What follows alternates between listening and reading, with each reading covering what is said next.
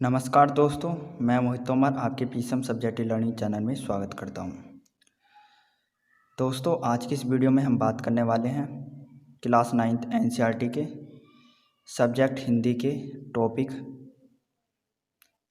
हजारी प्रसाद द्विवेदी जी के जीवन परिचय के बारे में। तो दोस्तों, वीडियो शुरू करने से पहले आप सभी से रिक्वेस्ट है, यदि आपने अभी तक हमारे चैनल को सब्सक्राइब नहीं किया है तो सब्सक्राइब कर दीजिए तथा उसके आगे की बेल आइकन भी प्रेस कर दीजिए ताकि जब भी मैं नई वीडियो अपलोड करूं उसकी नोटिफिकेशन आपको सबसे पहले मिल सके। तो दोस्तों, 9th क्लास की हिंदी की किताब में एक चैप्टर है, चैप्टर 3, जिसका नाम है गुरु नानक देव। क्या नाम है दोस्तों चैप्टर का? गुरु नानक देव। अब दोस्तों, गुरु नानक देव का जो लेखक हैं वह हैं हजारी प्रसाद द्विवेदी। कौन है दोस्तों? आचार्य हजारी प्रसाद द्विवेदी। तो दोस्तों, आज की इस वीडियो में मैं उन्हीं पर बात करने वाला हूं। यदि एग्जाम में हजारी प्रसाद द्विवेदी जी का जीवन परिचय आए तो आप उनका जीवन परिचय एग्जाम में किस तरीके से लिखोगे उसके बारे में मैं आपको बताऊंगा। तो दोस्तों, आपको क्या करना होगा, आपको पहले एक हेडिंग डालनी होगी, हजारी प्रसाद द्विवेदी। क्या हेडिंग डालनी होगी दोस्तों? हजारी प्रसाद द्विवेदी। अब दोस्तों, इस हेडिंग के बाद आपको एक और हेडिंग डालनी होगी, वह हेडिंग है जीवन परिचय। कौन सी हेडिंग है दोस्तों? जीवन परिचय। दोस्तों, आपको दोनों हेडिंग ब्लैक पेन से डालनी है।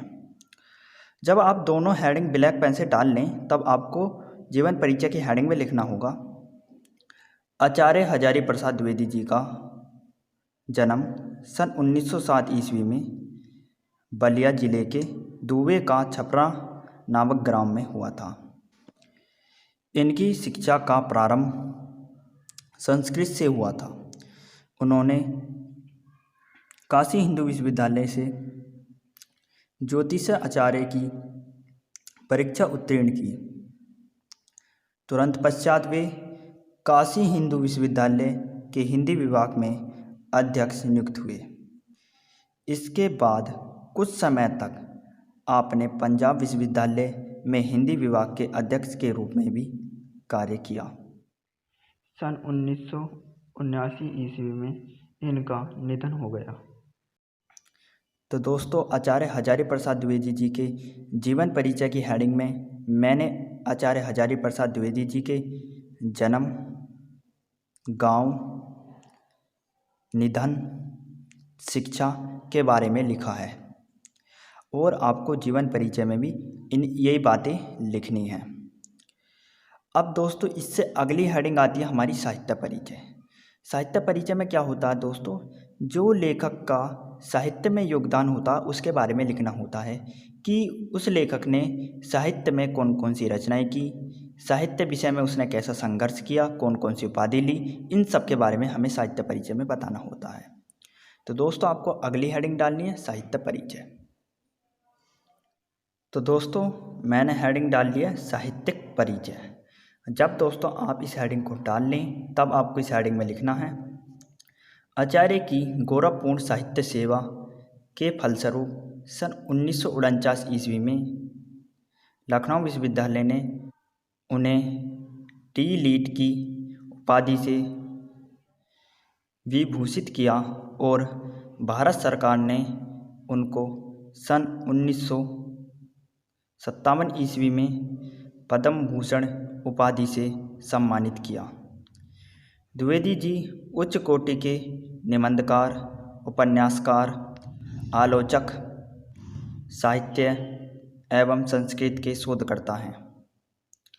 तो दोस्तों, आपने साहित्य परिचय में जाना कि आचार्य हजारी प्रसाद द्विवेदी जी ने कौन कौन सी उपाधि प्राप्त की थी, उन्होंने कौन कौन सी डिग्रियां हासिल की थी, उन्होंने कौन कौन सी रचनाएं की थी और वो उच्च कोटि के कैसे निबंधकार, उपन्यासकार, आलोचक, साहित्य और संस्कृत के शोधकर्ता थे। इन सब के बारे में आपने जानकारी प्राप्त करी।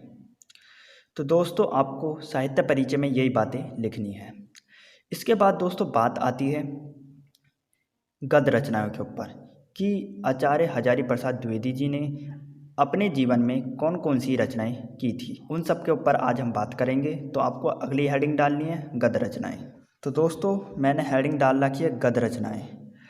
अब दोस्तों गद्य रचनाएं में इन्होंने बहुत सी रचनाएं की थी। उपन्यास में भी इन्होंने रचनाएं की थी, निबंध संकलन में भी इन्होंने रचनाएं की थी, संपादित ग्रंथ में भी इन्होंने रचनाएं की थी और आलोचनात्मक ग्रंथों में भी इन्होंने रचनाएं की थी। तो पहले हम जान लेते हैं कि उपन्यास में इन्होंने कौन कौन सी रचनाएं की थी। तो बाण भट्ट की आत्मकथा थी और चारु चंद्र लेख लिखी थी। कौन सी लिखी थी दोस्तों? बाण भट्ट की आत्मकथा और चारु चंद्र लेख। इसके बाद दोस्तों अगली हेडिंग आती है हमारी निबंध संकलन। तो दोस्तों अब बात करते हैं कि निबंध में इन्होंने कौन कौन सी रचनाएं की थी। तो पहली हमारी अशोक के फूल, कुटज और कल्पलता।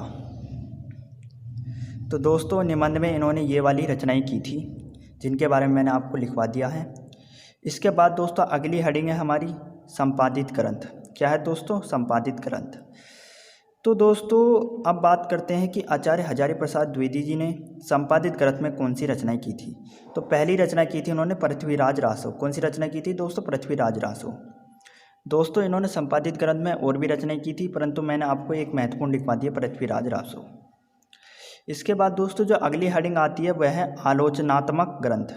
अब दोस्तों इन्होंने आलोचनात्मक ग्रंथों में भी बहुत सारी रचनाएं करी थी, जैसे कबीर, सूर साहित्य, हिंदी साहित्य का आदिकाल।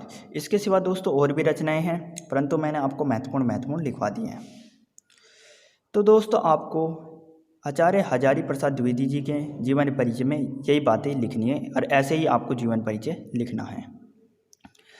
और दोस्तों जब भी आप जीवन परिचय लिखें तो आप एक बात का याद रखें कि जिस भी लेखक का आप जीवन परिचय लिख रहे हैं उसकी जन्मतिथि, उसका निधन, उसका जन्म स्थान, वे सब आपको काली हेडिंग से लिखनी है, अर्थात काले पेन से लिखनी है। कौन से पेन से लिखने दोस्तों? काले पेन से। दोस्तों काले पेन से लिखने से क्या होता है? काले पेन से लिखने से वो आपकी जो मेन चीज़ है वो आपको अलग दिख जाएगी और एग्जामर को अच्छा भी लगेगा और आपके नंबर बढ़ने के चांसेस बढ़ जाते हैं। तो इसलिए दोस्तों जो मेन हेडिंग है आपको काली हेडिंग से लिखनी है, जैसे कि मैंने लिख रखी हैं। यदि दोस्तों आपको मेरी ये वीडियो पसंद आई है तो लाइक सब्सक्राइब जरूर कीजिए और इस वीडियो को अपने दोस्तों के साथ जरूर शेयर कीजिए, ताकि वे भी जान सकें कि डॉक्टर हजारी प्रसाद द्विवेदी जी का जीवन परिचय एग्जाम में कैसे लिखा जाता है।